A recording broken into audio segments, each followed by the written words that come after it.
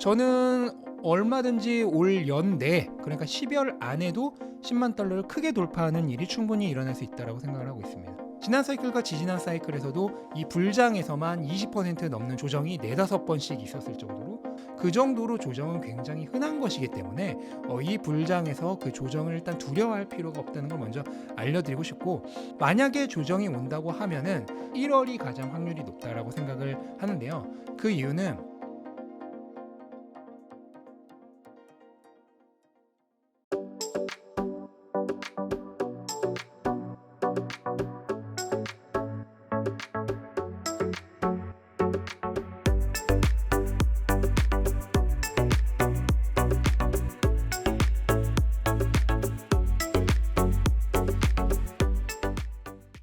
네, 안녕하세요. 인터뷰 진행을 맡은 카프카입니다.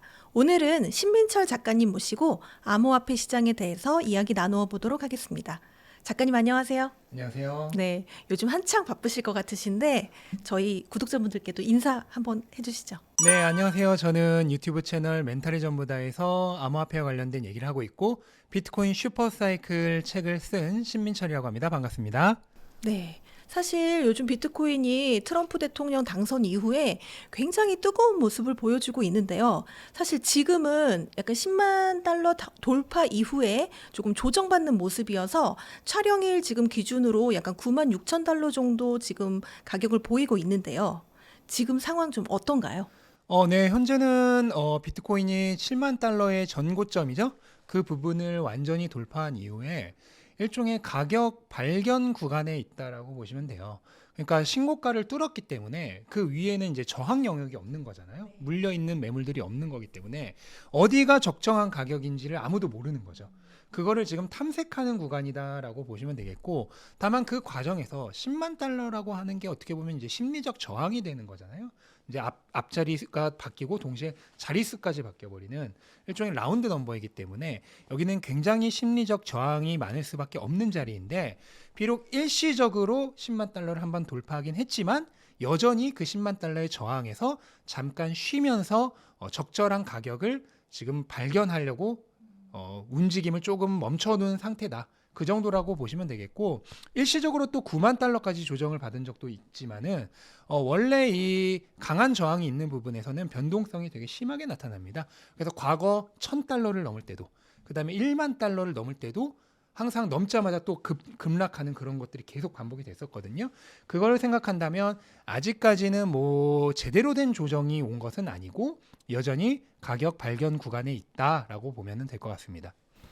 지금의 조정은 뭐 제대로 된 조정은 아니라는 이야기시네요. 네. 사실 일각에서 비트코인이 10만 달러의 벽을 넘기 위해서는 차익 실현 매물들 때문에 약 한 1년 정도 걸릴 것이다라는 이야기도 있는데요. 네. 어떻게 생각하세요? 네, 1년이 지나면은 이번 사이클이 끝나겠죠. 네. 그렇기 때문에 저는 그럴 거라 생각하지 않고요. 과거 1000달러 넘을 때, 10,000달러 넘을 때도 마찬가지입니다. 그 지점에서 대략 뭐 길어야 2-3주 정도만에 큰 가격 변화가 나타나고, 당연히 대부분 상방으로 뚫었죠. 그것을 감안한다면 저는 얼마든지 올 연내, 그러니까 12월 안에도 10만 달러를 크게 돌파하는 일이 충분히 일어날 수 있다고 생각을 하고 있습니다. 사실 지금이 이제 불장이라고들 이제 하잖아요. 네. 그런데도 김치 프리미엄이라고 하는 김프도 아직 마이너스이고, 아직도 개인들 중에서도 아직 시작을 못 하신 분들도 주변에 상당히 많으시더라고요. 지금 최근에 이렇게 기관이나 개인들의 움직임이 좀 어떠한가요? 네, 지금 가장 많이 투자를 하고 있는 것은 이제 고래들이고요. 그 중에서도 ETF들의 유입세가 지난 2월, 3월 최고점을 뛰어넘을 정도로 강력합니다. 특히 블랙록 같은 경우에는 거의 하루에 평균 3,000개에서 4,000개 정도를 매수를 하고 있거든요. 근데 3,000개에서 4,000개가 어느 정도냐면 비트코인의 일주일 생산량이 3,150개입니다. 그러니까 일주일 생산량을 매일같이 가져가는 거예요. 그 정도로 지금 유입량이 굉장히 많고, 또 비트코인을 사기업 중에선 가장 많이 가지고 있다고 하는 마이크로 스트래티지가 지난주에도 2만 개 이상의 비트코인을 가져가면서 전체 물량의 2% 이상의 42만 개를 달성을 했죠. 그러면서 마이크로 스트래티지는 최근 5주간 연속으로 일주일에 평균 3만 개 정도씩을 매수하고 있어요. 그럼 3만 개라고 하면 일주일 생산량의 10배죠. 그거를 매주 매수를 하고 있을 정도로 그 외에도 당연히 수많은 훨씬 더 많은 기관과 기업들이 지금 비트코인을 매수하면서 큰 돈을 가진 큰 손들이 비트코인을 적극적으로 매수하고 있고 반면 구글의 검색량이나 유튜브, 트위터, 뭐 이제 X죠. X 등의 그런 비트코인과 관련된 조회수 등을 봤을 때는 여전히 관심도가 낮아요. 지난번에 뭐 한국 같은 경우는 1억을 돌파할 때 잠깐 높았고 미국 같은 경우에는 뭐 정고점 돌파할 때랑 10만 달러 때 잠깐 높았지만 전반적으로 보면은 여전히 관심도가 굉장히 낮은 상태이면서 현재는 소규모 투자자들보다는 대규모 투자자들에 의해서 주도되고 있는 시장이다라고 보면 될 것 같습니다. 네. 이제 10만 달러는 넘었지만 10만 달러를 계속 지키지는 못하고 있는 상황인데 사실 10만 달러를 돌파한 것도 굉장히 단기간에 이렇게 급등을 한 거잖아요. 그래서 앞서도 잠깐 말씀을 하셨지만 조정이 올 것 같다, 큰 조정이 올 것 같다라고 불안해 하시는 분들이 생각보다 많은데 조정이 온다면 언제쯤 올 것 같으세요? 네, 일단 알아두셔야 될 게 암호화폐 시장의 불장에서의 조정은 굉장히 자주 있고요. 그리고 그 폭도 결국 약하지 않습니다. 왜냐하면 불장이라고 하는 것은 그만큼 가격이 급격하게 많이 오르는 시기라는 뜻이잖아요. 급격하게 오른 단기 급등에는 반드시 단기 급락이 뒤따릅니다. 차익 실현이 뒤따르죠. 그러면서 조정이 굉장히 많이 있을 수밖에 없고 지난 사이클과 지지난 사이클에서도 이 불장에서만 20% 넘는 조정이 4-5번씩 있었을 정도로 1년 동안 4-5번이라고 하면은 1년도 안 되는 기간이죠. 한 보통 진짜 불장은 10개월 정도인데 그 정도 동안 5번이라고 하면 거의 뭐 한 달 걸러 한 번씩 20% 넘는 조정이 있었다고 봐야 될 정도로 그 정도로 조정은 굉장히 흔한 것이기 때문에 이 불장에서 그 조정을 일단 두려워할 필요가 없다는 걸 먼저 알려드리고 싶고 만약에 조정이 온다고 하면은 저는 높은 확률로 1월이 가장 확률이 높다라고 생각을 하는데요. 그 이유는 지난 2020년 사이클에서도 반감기 이후 2021년의 1월 그 다음에 그 전 사이클에서도 반감기 이후 2017년의 1월에 둘 다 조정이 왔어요. 둘 다 1월 한 5일에서 8일 요 정도 때 첫 번째 조정이 왔었거든요. 이때 두 번 다 30% 넘는 조정이 왔었습니다. 그러니까 메이저 조정이라고 할 수 있죠. 근데 이번에 이제 시가총액이 그때보다 훨씬 크기 때문에 저는 개인적으로 30%까지는 생각하지 않고 한 20에서 25% 정도 되는 조정이 과거 그런 타이밍을 생각했을 때 1월이 가장 유력하고 동시에 원래 위험자산 시장이 대선 이후에 연말까지 랠리를 하다가 1월에 대선 취임을 전후해서 원래 조정이 나옵니다. 그것까지 감안한다면은 1월에 조정이 나올 확률이 굉장히 높겠죠. 그래서 확률적으로는 저는 1월이 가장 높다고 생각하는데 다만 12월에 조금 앞서서 조정이 올 확률도 있습니다. 그게 왜 그러냐면 일반적으로 반감기 240일째 되는 때에 조정이 많이 와요. 지난 사이클 같은 경우에는 240 한 5, 6일 정도의 조정이 왔었고 지지난 사이클에서는 정확히 240일 되는 때에 조정이 왔었거든요. 반감기 이후. 그러면 지금 촬영하는 현재 시점 기준으로 반감기 이후 230일이 조금 더 지났는데 240일 되는 시점이 언제냐고 하면 한 12월 20일 정도예요. 그러니까 12월 20일 정도가 딱 지난 사이클, 지지난 사이클의 반감기 이후 240일 되는 조정이 첫 번째 조정이 오는 시점이었기 때문에 그 확률을 따른다면은 12월이 될 확률도 있다. 다만 시즌적으로 원래 반감기 해의 12월은 11월보다도 더 강할 정도로 강수였고 그 다음에 대선 이후에 12월 연말까지 랠리를 펼치고 그 다음에 지난 사이클과 지지난 사이클이 모두 1월에 첫 번째 메이저 조정이 왔었고 이 모든 걸 감안해 보면은 확률적으로는 12월보다 1월이 조정이 올 확률이 더 높지 않을까 그렇게 생각을 하고 있습니다. 그렇게 큰 폭의 조정이 오면 대응은 어떻게 하는 게 좋을까요? 일단 1월의 조정 첫 번째 그러니까 전고점 돌파 위의 첫 번째 조정이죠. 첫 번째 메이저 조정은 보통 짧고 빠르게 끝납니다. 네, 지난 사이클, 지지난 사이클 모두 2주 만에 끝났고요. 지지난 사이클은 그렇게 30% 조정이 있고 나서 결국 1월에 몇 퍼센트로 끝났냐면은 마이너스 0.04%로 끝났습니다. 그러니까 월말 됐을 때는 다 회복했다는 거예요. 그 다음에 지난 사이클 같은 경우는 1월에 오히려 플러스 15% 상승이었습니다. 그러니까 조정을 다 말아 올리고 거기서 15% 더 오른 다음에 끝난 거예요.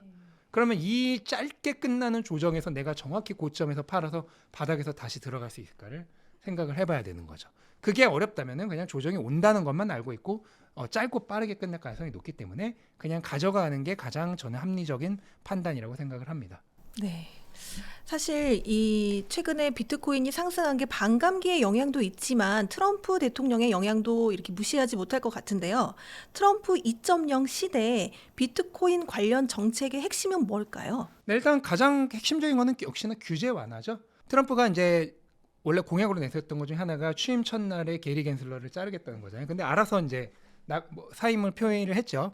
그래서 그 공약은 뭐 취임하기도 전에 이미 지켜지게 되었고, 그 다음에 이제 그 차기 SEC 위원장으로 친암호화폐 인사인 폴 애킨스를 임명을 했는데, 이 폴 애킨스는 원래 암호화폐가 아니라 하더라도 그 정책 완화주의자입니다. 그러니까 원래부터가 완화 정책을 추구하는 사람이고요. 거기다 추가적으로 이제 본인이 사업하고 있던 그곳에서 이제 블록체인 관련된 그 고객들을 담당하고 있던 사람이기 때문에 친암호화폐 인사로 알려져 있죠. 이런 사람을 이미 임명했다는 것 자체가 친암호화폐적인 행보를 보일 것이다라는 것을 증명을 하는 거고요. 그 다음에 이제 어제 그 트럼프 대통령의 차남이 미국이 암호화폐 가상자산의 수도가 될 것이다라는 발언을 했죠. 그 발언은 그런 트럼프가 말했던 그 친암호화폐적인 행보를 유지할 것이다라는 일종의 증거가 되는 거죠. 그럴 수밖에 없는 것이 트럼프의 아들들이 지금 그 월드 리버티 파이낸스라고 하는 암호화폐 사업을 진행 중이잖아요. 그러면 아들들이 가족 사업으로 암호화폐 사업을 하는데 암호화폐 규제를 엄격하게 할 리가 없겠죠. 당연히 완화적인 규제 정책을 취할 것이 너무나 뻔하기 때문에 그런 의미에서 현재 진행되고 있는 모든 상황은 규제 완화적인 그런 분위기가 되지 않을까 하는 게 가장 기대되는 점이죠. 최근에 그 파월 의장이 비트코인이 이제 금과 경쟁을 한다 이런 이야기를 했는데 어떤 의미가 있는 이야기라고 보시나요? 네, 일단 전반적인 그 비트코인에 대한 인식 자체가 완전히 달라지고 있고, 그다음 비트코인이 금융계뿐만 아니라 정치권과 주류에서 편입이 되어가고 있는 과정이라고 보시면 될 것 같아요. 올해 현물 ETF가 승인이 되면서 주류 금융권에는 이미 편입이 되었죠. 그러면서 그 현물 ETF 중 가장 거대한 블랙록의 CEO인 레리 핑크가 비트코인을 새로운 자산이라고 명백하게 포지셔닝을 했죠. 그렇게 되면서 비트코인이 주류 금융에는 완전히 편입이 되었는데, 아직 정치적으로는 기존 바이든 정권이 반암호화폐적인 정책을 취하면서 정책적 그다음에 정치권 쪽에서는 비트코인을 여전히 배척하는 분위기였는데, 그러던 것이 친암호화폐 대통령인 트럼프가 당선이 되면서 완전히 180도 뒤바뀌게 된 것이고, 거기에 이어서 어떻게 보면 세계 중앙은행이라고도 할 수 있는 연준의 가장 수장이라고 하는 사람이 공식적인 석상에서 비트코인을 금과 경쟁하는 자산으로 발언을 했다는 것 자체가 비트코인의 포지션을 그 블랙록의 CEO인 레리 핑크와 마찬가지로 금과 같은 상품 자산군으로 완전하게 인정을 했다는 게 의미가 있겠고요. 불과 1, 2년 전만 하더라도 미국이 비트코인을 금지할 거라는 얘기들도 막 엄청나게 많았었잖아요. 그러한 상황을 생각했을 때 연준의 최고 수장이 공식 석상에서 비트코인의 포지셔닝을 분명하게 말해줬다는 것 자체가 어마어마한 의의가 있는 일이다. 그게 끝이 아니라 그 며칠 후에 미국 재무부가 문서에서 비트코인을 디지털 골드라고 아예 그 정의를 해버렸어요. 예. 그렇다면은 지금 비트코인 자체가 미국에서 완전히 주류화로 편입이 되고 있다라고 하는 점을 우리가 확인할 수 있는 거죠. 네. 혹시라도 그 트럼프가 가지고 있는 또 리스크가 있을 것 같은데 비트코인에게 악 영향을 끼칠 수 있는 리스크가 뭐가 있다고 보시나요? 가장 큰 거는 역시나 인플레이션이겠죠. 뭐 현재 경제학자들이 많이 입을 모아서 얘기하고 있는 게 트럼프의 그 완화적 재정 정책이 한마디 돈뿌리기잖아요. 돈뿌리기가 인플레이션을 만들 수 있고, 또 관세 정책, 높은 관세를 부과하면 당연히 소비자 물가는 상승할 가능성이 높겠죠. 그런 두 가지 위험 요소로 인해서 인플레이션이 크게 치솟을 수가 있고, 인플레이션이 오르면은 연준은 금리를 내리기가 어려워지겠죠. 그 점이 어떻게 보면은 유동성에 가장 민감한 비트코인에게 약간은 좀 나중에, 당장은 아니지만 시간이 조금 지난 후에 위기 요소로 작용할 수 있다라고 하는 불안점은 있을 수 있겠습니다. 그렇다면 미국이 이게 추가적인 금리 인하, 뭐 올 연말 또는 내년에 금리 인하를 할 가능성에 대해서는 어떻게 보시나요? 일단은 시장이 현재 보고 있는 확률은 12월에 금리 인하할 확률이 현재 이 영상을 찍는 시점 기준으로 거의 80% 이상으로 보고 있고요. 그 가장 큰 이유는 고용이 점진적으로 아직 약해지고 있는 모습이 나타나고 있어요. 그래서 실업수당 청구 건수도 조금씩이지만 증가하고 있고, 그다음에 실업률도 이번에 4.2%로 높아졌죠.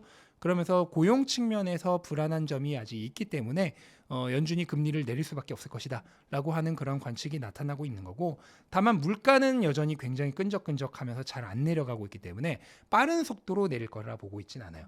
그래서 저도 그렇고 시장이 현재 바라보고 있는 관점 자체가 내년까지 총 한 3차례 정도의 금리 인하를 일반적으로 생각을 하고 있는 것 같습니다. 근데 이게 나쁘다고 생각하지 않아요. 왜냐하면 금리는 어쨌든 하락하는 기조로 가는 건데, 금리를 그만큼 천천히 내린다고 하는 것은 반대로 얘기하면 경기 침체 가능성은 낮게 보고 있는 거거든요. 그러면 경기 침체 가능성이 높아지면서 금리가 빠르게 내려가는 것보다는 당연히 경기 침체 가능성이 없는 상황에서 금리는 그냥 천천히 내려가는 게 거시적인 경제 환경에서는 훨씬 좋은 것이죠. 그렇기 때문에 저는 전혀 나쁜 환경이라고 생각하지 않습니다. 네. 최근에 그 부자 아빠 로버트 기요사키가 내년에 비트코인이 25만 달러를 간다라고 이렇게 이야기를 했는데 작가님은 어떻게 예상하시나요? 네, 현재 뭐 많은 전문가들이 각자의 예상치를 내놓고 있죠. 뭐 15만 달러 정도부터 많게는 100만 달러까지 굉장히 많은 예상인데, 가장 합리적인 예상치가 한 25만 달러 정도인 것 같아요. 현재 많은 전문가들이 예상하고 있는 그 합리적인 수준에서 얘기를 한 거라고 저는 생각을 합니다. 근데 제가 비트코인 슈퍼사이클 책에서 써놨던 목표 가격이 20만 달러에서 30만 달러입니다. 그럼 평균이면 25만 달러 정도인 거죠.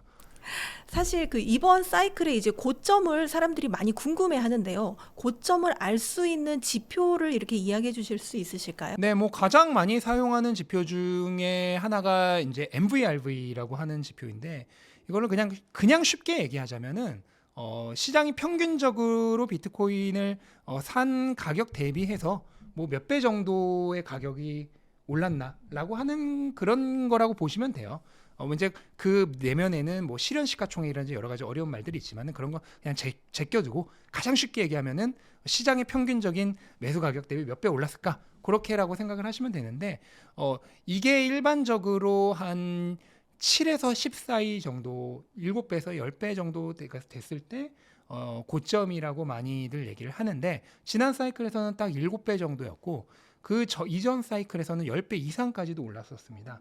그거를 감안한다면은 대략 7배 정도 된 시점부터는 이제 고점이 가까워졌구나 하는 것을 예측해 볼 수 있는 거죠. 네. 사실 최근이라고 하기는 이제 뭐 이번 주에 뭐 있었던 일이기 때문에 우리나라가 이제 비상계엄령을 선포했다가 또 6시간 만에 해제되는 상황이 생겼었는데, 이때 우리나라 거래소가 정말 난리가 났었죠. 모든 코인들 가격이 급락을 했고 또 패닉셀을 하시는 분들도 계셨고요. 그래서 이 이후에 더 이상 이제 우리나라 거래소가 좀 무섭다 해서 해외 거래소를 이용을 한다거나 개인 지갑을 이용해야 된다, 이렇게 지금 생각하시고 또 방향을 바꾸시는 분들이 계시는데 작가님 생각은 어떠신가요? 네, 그 일이 일어났던 것 자체가 아직도 우리나라의 암호화폐 투자자들이 이 암호화폐라고 하는 이 자산에 대한 개념 자체가 좀 많이 부족하구나 하는 것을 다시 한번 느낄 수 있었던 거고요. 암호화폐는 기본적으로 글로벌 시세죠. 전 세계에서 거래되는 글로벌 자산이기 때문에 글로벌 시세에 따라서 움직입니다. 그다음에 그 글로벌 시세를 결정하는 가장 대표적인 법정화폐와의 페어는 달러입니다. 그래서 달러 시세가 전 세계 글로벌 시세라고 보시면 돼요. 그래서 그 글로벌 시세에 맞춰서 가격이 움직이는 자산이기 때문에 국내 가격에 너무 목매이지 않으셨으면 좋겠어요. 가장 대표적으로 그냥 비트코인이 만약 한국에서 예를 들어서 해외 시세보다 10% 싸게 거래된다. 그러면 이 한국에 있는 비트코인을 해외 거래소로 옮겨버리면 돼요. 그럼 거기서는 달러로는 국내보다 10% 비싼 가격에 팔 수가 있거든요. 그러니까 국내에서 전혀 싼 가격에 팔 필요가 없는 거죠. 물론 이제 계엄이 선언됐을 때는 국내 거래소가 다 막힐 것이다. 그런 것들이 이제 생기면서 그런 패닉이 일어났던 건데, 그렇다 하더라도 저라면은 그 싼 가격에 팔기보다는 그냥 계엄이 풀릴 때까지 기다리겠습니다. 네, 전혀 그런 해외 거래소와 괴리가 많이 난 상황에서 팔 이유가 하나도 없고요. 그 일이 일어났을 때조차도 해외 거래소의 가격은 거의 변화가 없었거든요. 정말 조금 떨어진 정도. 그러니까 거의 영향을 미치지 않았기 때문에 국내에서의 시세가 글로벌 시세에 거의 영향을 미치지 않는다. 그리고 비트코인은 기본적으로 글로벌 시세에 따라 움직이는 자산이다라고 하는 점을 명확히 아셨으면 좋겠고, 이번 사태가 또 한 번 보여줬지만 지금 환율이 또 난리잖아요. 네, 근데 이 환율이 사실 이제 일시적인 것이라기보다는 앞으로 추세적으로 점진적으로 고환율로 갈 확률이 저는 굉장히 높다라고 보고 있어요. 그래서 뭐 1,400달러가 이제 1,400원이 뭐 뉴노멀이라는 말도 나오고 있는데 이게 뉴노멀이지 아닌지는 뭐 지나가 봐야 알겠지만 그것과는 상관없이 어쨌든 과거에 항상 박스권에서만 놀던 환율이 아니라 점진적으로 상향하는 그런 환율이 될 거라고 생각을 하는데 사실 전 세계적으로 몇몇 뭐 나라들을 제외하고는 거의 대부분의 나라들의 환율이 달러에 비해서 계속해서 올라왔어요. 예. 그 얘기는 달러 대비 지속적으로 가치가 평가절하되고 있었다는 거죠. 그게 모든 거의 전 세계의 몇몇 나라들을 제외한 모든 나라에서 지금까지 일어나 왔던 일인데 이 일이 앞으로는 한국에서도 일어날 것이다. 라고 저는 생각을 하기 때문에 그러한 환경을 생각한다면 향후 적극적으로 원화 자산을 탈피해서 달러화 자산으로 옮겨가는 것이 유리할 것이다. 원화 자산이라고 하면 대표적으로 국내 주식 또는 부동산 같은 자산들이 있겠고 달러화 자산이라고 하면은 뭐 가장 대표적인 게 미국 주식, 그다음에 당연히 글로벌 자산이 비트코인 등의 자산으로 이동하는 것이 향후 훨씬 더 안정적인 자산 포트폴리오를 형성할 수 있지 않을까 그렇게 생각을 합니다. 지금의 불장은 개인들에 의한 불장이라기보다 기관에 의한 불장이라고 하셨는데 개인들까지 올라타는 상황이 생기면 김프가 다시 오를 거라고 보시나요? 네, 일단은 아시겠지만 이제 가상자산 과세가 또 2년 유예가 뭐 거의 확정, 뭐 아직 땅땅땅 치진 않지만 거의 확정이잖아요. 그렇기 때문에 일단은 세금이 없는 것도 사실 김프의 요인 중에 하나거든요. 왜냐면 세금이 없는 만큼 더 차익이 생기니까. 그거를 감안을 했을 때 내년에 정말 강력한 불장이 오면은 당연히 저는 또 개인들이 엄청나게 달려들 것이다. 그게 지난 사이클, 지지난 사이클, 그다음에 10년 전에도 매번 반복됐던 거고 이 개인들이 정말로 크게 달려드는 시기는 사이클 최후반 한 몇 개월 정도예요.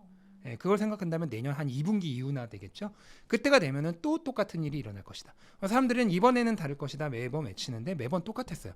그 얘기는 결국 인간의 본성은 바뀌지 않고 사람은 같은 실수를 되풀이한다. 그거를 감안을 하면 내년에 똑같은 실수가 되풀이될 것이다 라고 저는 믿고 있어요.